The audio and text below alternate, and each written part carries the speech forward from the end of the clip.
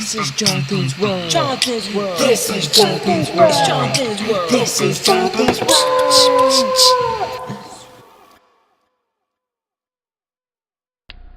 Hi people, today is February 9th, 2008. As everyone knows, I have a 3x3x3 Rubik's Cube and I have solved it before, Jonathan's World 9 if you haven't seen it. But my girlfriend gave me the money to buy a special cube, a 4x4x4 Rubik's Cube. Look at the difference. I have not been that good at finishing solving this cube. It's something I have to work on in the next few days. Now this 4x4x4 Rubik's Cube I really like because I noticed something that I didn't notice before in the 3x3x3 Rubik's Cube. When you buy a 3x3x3 Rubik's Cube, what you really get is one Rubik's Cube. But when you buy a 4x4x4 Rubik's Cube, what you really get is 3 Rubik's Cubes. Let me explain. While I was in the store, Vermont Toy and Hobby, I was looking around and I noticed that they had 2x2x2 Rubik's Cubes. Look at this. If you only move it along the center lines, right? You actually have big blocks of 2x2. 1, 2, 1, 2, 1, 2 in all 3 dimensions. This is also a 3x3x3 Rubik's Cube. If you decide not to destroy any of the centers or move any of the center wedges and only move it from the corners, you basically have a 3x3x3 Rubik's Cube. Consider this one block. And consider these one block and the corners their own blocks. It's basically the same idea of a 3x3x3 Rubik's Cube. And if I mess it up quickly, Joe, you should get my point of view. So if you just mess up the corners, you have basically a 3x3x3 Rubik's Cube. And I'm going to mess up the corners so you can see what I mean. This cube seems pretty messed up now. I'm going to solve this in a similar manner, pretending it was a 3x3x3 Rubik's Cube. So the white, let's solve the orange side first. I put with the white and this orange and yellow. You know, orange and yellow is on this side, so I just put it on the orange and yellow. And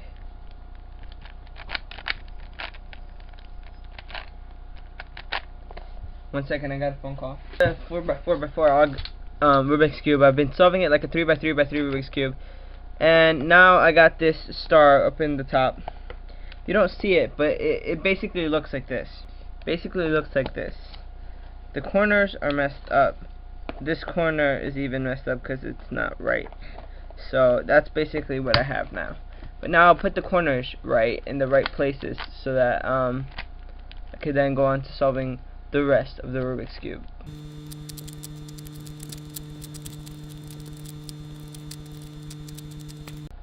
It's one side.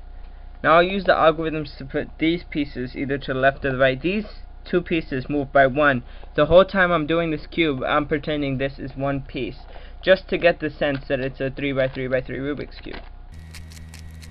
In other words, they move together because I'm not moving the center wedges. These 2 pieces move together. You will never see me move a center wedge when I'm acting as if this is a 3x3x3 Rubik's Cube.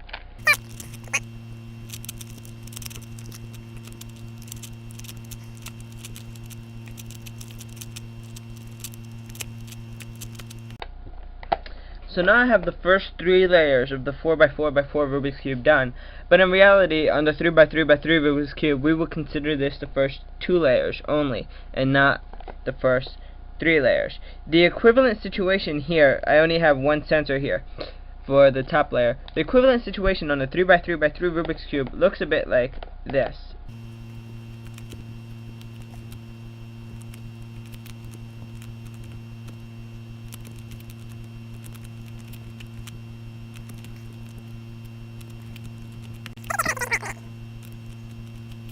This is the equivalent situation on the 3x3x3 Rubik's Cube.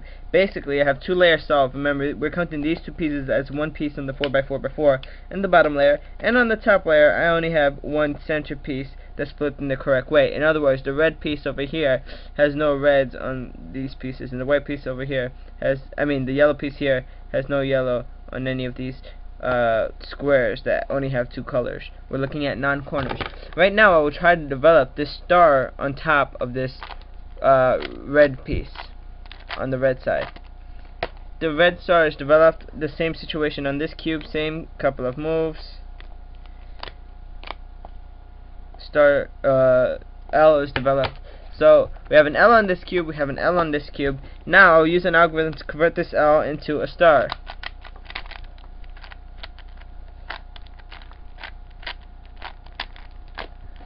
Star. Now I will convert this L into a star using the same algorithm.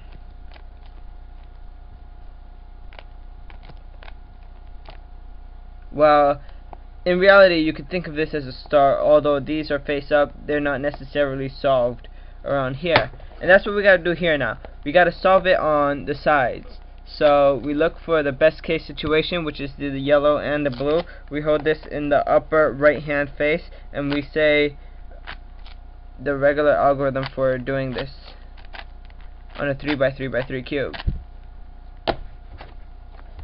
On this situation, we look for the best case scenario, and it's the red and the blue, and we hold this on the upper right hand face, and we do the algorithm, the same one,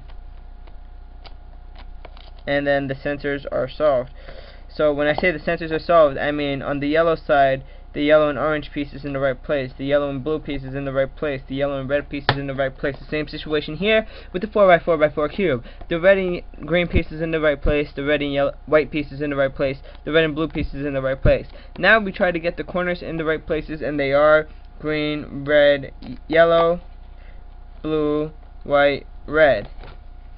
In this 3x3x3 cube, they're not in the right place, so let's try to do a quick algorithm to make them in the right place. And all of a sudden the Rubik's Cube is solved, but this is by chance. They could have came out so that they were in the right place but not in the right orientation, like this cube. And then you just do the regular algorithm on the 3x3 cube that you would do to solve this situation. And then you have successfully solved your 3x3x3 cube on a 4x4x4 Rubik's Cube. You can have a 2x2x2 cube where, you know, you can mess it up, you know, only in 2x2s. So each miniature cube from the 4x4 would have 2x2x2, but the entire cube itself would be 2x2x2. So that means your cube has been converted successfully into a 2x2x2 Rubik's Cube, and not a 4x4x4 Rubik's Cube, which is what you bought. Which is pretty cool, because it's like you're getting more bang for your buck if you think about it. Now we'll solve this 2x2x2 Rubik's Cube.